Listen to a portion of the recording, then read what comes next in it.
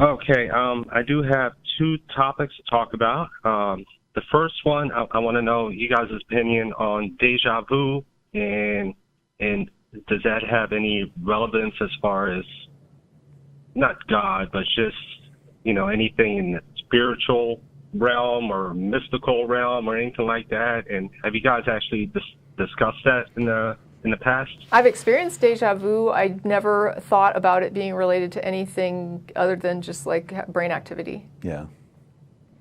Is there some reason that you think that it wouldn't be something that a brain could just do? Well, from my personal experience and mainly in my youth, it happened to me all the time. I'd say once, twice a week. But mainly in my youth, as I got older, it doesn't happen as frequently. As frequently. That's the word I was looking for. Yeah. Me too, by the way. Let me describe it a bit, in my youth, Sure. From my experience, I would be somewhere, and all of a sudden, my body would start, getting like shaky. I'd get tingles, and then all of a sudden I would just pay attention. And then for about, I'd say 5 seconds, maybe 7 seconds, somebody would say something. Everything would be on cue. It's just, it was almost scripted. Okay, so hold on just a moment. Let me make sure I understand what you're describing. So you would have these tactile sensations, and then do I understand the connection is that you would then have an incident of deja vu? Because you didn't quite say that, but I'm inferring that. Okay, so then you have the deja vu experience. So here's my thing. Let's say that a human brain does somehow generate the experience of deja vu. Like your brain can trip up and you suddenly are like, whoa, I had this weird feeling of memory of this event that just happened that has never happened to me before, right? I mean, that's pretty much deja vu, right? Yeah. Okay, and then let's say that this is something that a brain generates and that in some people, that experience comes with further neurological excitement that causes tactile stimulation as well. What kind of stimulation? Just tactile, meaning you have feelings with it. Other feelings, not just emotions, but like, physical stimulation that comes along with that. Now, I'm not saying that occurs. I'm just saying if a brain is causing it, couldn't a brain also cause physical stimuli? Like some people have ghost pains and things like that. Okay. Yeah, I mean, I see where you're coming from that standpoint, but, I don't know. When I experienced it in my youth, I really didn't think about it. But now, I'm 41 years old now. I've been looking into it a lot lately, and it's just, those experiences.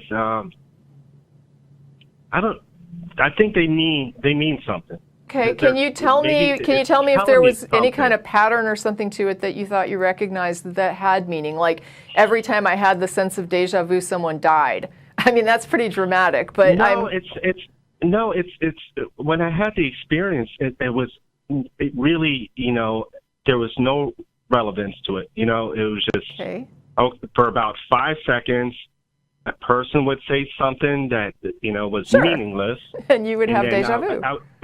Something would tell me to turn around, and then this other person would say something else, and it would be on cue. What do you mean? What do you mean it would be on cue? Meaning that I knew to look a certain direction or to listen to somebody, or I would see somebody, I don't know, for example, I would see somebody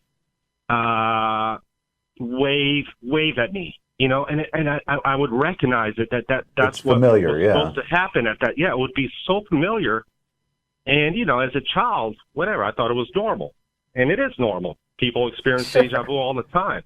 Right. But when I think about it now in my, my elderly years, it's just there has to be some kind of explanation other than what you were describing. Why does there have to be something beyond? It's just a little cognitive thing that our brains does sometimes. Because it doesn't happen any other time, you know. What do you mean it doesn't happen I mean, it happens when it happens. Is kind of what we're saying, right? It does happen when it happens, but, you know. It doesn't happen any other time than when? I mean, it seems like it happened at random times for you, and it seems like there was no pattern or obvious meaning to it. Well, the meaning behind it is if I'm for about 5 to 7 seconds of my life, I'm able to kind of almost predict what's going to happen. I understand. I think that's... Well, now wait a minute, though. But if you're you may be messing with correlation and causation here, or looking at it in reverse. So have you ever heard the example where it says, my rooster crows every morning before the sun comes up, therefore my rooster crowing causes the sun to come up? Have you ever heard that little quip? I mean, I see what you mean. And so the idea of I have this weird tactile thing. Now, I will acknowledge, I'll be the first one to admit that I've never had tactile experiences accompany deja vu. Yeah. But you're saying you have this tactile experience, this tingle that you hit, and then you have this experience of deja vu. And of course, when the nature of deja vu is that when you experience it, it seems like it's supposed to be this way because you feel like you're having a memory. Right? I mean, that's what deja vu is a memory feeling when it's not something you've experienced before. So when you're saying it's on cue because it seems like it's happening like it's supposed to happen, that's sort of what deja vu is. The tingle beforehand, or that warning that you feel like you're getting beforehand, could, for you, just be a kind of weird anomaly to your personal experiences of deja vu. Yes, because everything around me isn't a weird anomaly. Everything else makes sense, you know, sure. Just, you know, the randomness of life. Well, so that's why, for example, I've always kind of questioned it. When I was younger, I used to have sleep paralysis, right? I had it a lot more when I was younger than I do now as an adult, for whatever reasons. I mean, I have some thoughts on that, but the fact is, I had it a lot as a kid. I am pretty sure that I inherited it because my mother had it as well. When she had it, though, she had visual hallucinations with hers. And I remember when I was younger, I used to really be horrified at the thought that mine would one day develop into visual hallucinations because I did not want to see things while I was paralyzed in bed. And I had auditory hallucinations, and that was spooky enough. I would hear footsteps and things in the other room, people messing with my front door, and I would be horrified. The TV coming on, none of it was really happening. It was just like a dream, you know. The radio talking to you. No, I'm not going to mock the earlier caller. So, but the point is, I could have tried to attribute something to the fact that she had visual hallucinations. She might say, like, well, I have these visuals, but other people don't have them. Or I might say most people have visuals, but I only have these auditory things, so maybe the auditory things are meaningful. But the fact is, it's just different variations on the same theme of sleep paralysis and the fact that it is like something that happens with the chemistry in your brain and that it's going to be a little different for people sometimes. And I admit fully that what you're describing with the tactile stimulus is unique. It's almost like, you know, like somebody calling it a, you know, psychic experience. Now, I hate to use that word, but it is, you know. You should post. The way you described it also. I sound like a broken record sending people to the blog, but you should post this to the blog to see if anybody else ever experienced anything like the tingly sensation or anything like that when they've had deja vu experiences. I would be curious. Yeah, it almost forces me to pay attention, you know. It forces me. I've always been a kind of person that had a heightened sense of awareness. Okay? Yeah, some people do. I mean, they're good in certain jobs. You know. Yeah. I had some people... Well, here's an example. Like some people have migraine with aura. So before they get a migraine, they have a visual weirdness that sort of clues them into, oh my gosh, I'm about to have a horrible migraine. I'm in a position where I get the aura, I don't get the headache. So I just have like 20 minutes of crazy psychedelic zigzag visuals, and then it just goes away. Oh, wow. Yeah, so I bet some people, for some folks, like you're saying, for some folks, it preempts a migraine. And so they could say, oh my God, it's like I'm having this warning that I'm going to have a migraine. And it kind of is a warning that you're going to have a migraine, but it's just your brain. Okay. I mean, I appreciate it. That makes total sense. Now, can I talk about one quick thing? Yeah, go for it. We have like 3 minutes. Oh, wow. Okay. Well, I'm going to tell you quickly about my background. I was born in a Muslim country, Muslim father, American mother, and turned out that they were both atheists. I didn't know that at the time. Okay. So, but anyway, I moved to this country in the mid-'80s. And so, you know, when I came here, I thought, you know, I related as a Muslim, but, you know, through my teenage years to my early to mid-20s, I remained an atheist. And so through some traumatic life experiences, I went through a spiritual phase for about 10 years, okay? Mm-hmm. And through this spiritual phase, I will say it helped me as far as, you know, anxiety goes, depression, what have you. So, you know, I was convinced, you know, the spiritual life was for me, blah, blah, blah, Buddha, you know, all that good stuff. But now here's my point. I was pretty deeply into it until a few months ago. I started listening to you guys' show, and you guys have almost convinced me that I'm an atheist again. Okay, you guys have almost convinced me. Okay. Now, here's where I kind of question some things, or one thing. Sure. I'm going to tell you another quick story.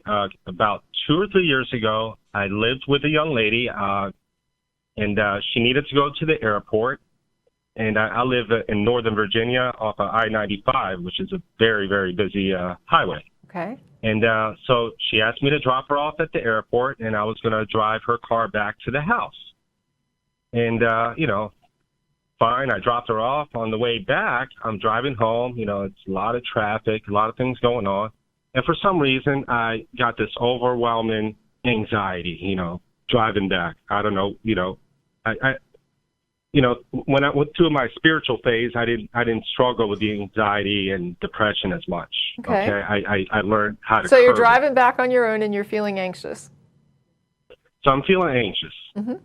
So, you know, through spiritual practices, you know, one thing I learned was, you know, if that occurs, take 10 deep breaths. Okay. And that doesn't have to be a spiritual practice. I think, you know, that works for anybody. Sure, like yoga. Yeah. So anyway, so I'm driving. I'm feeling anxious. So I start taking the 10 deep breaths, and pretty much after I took my 10th breath,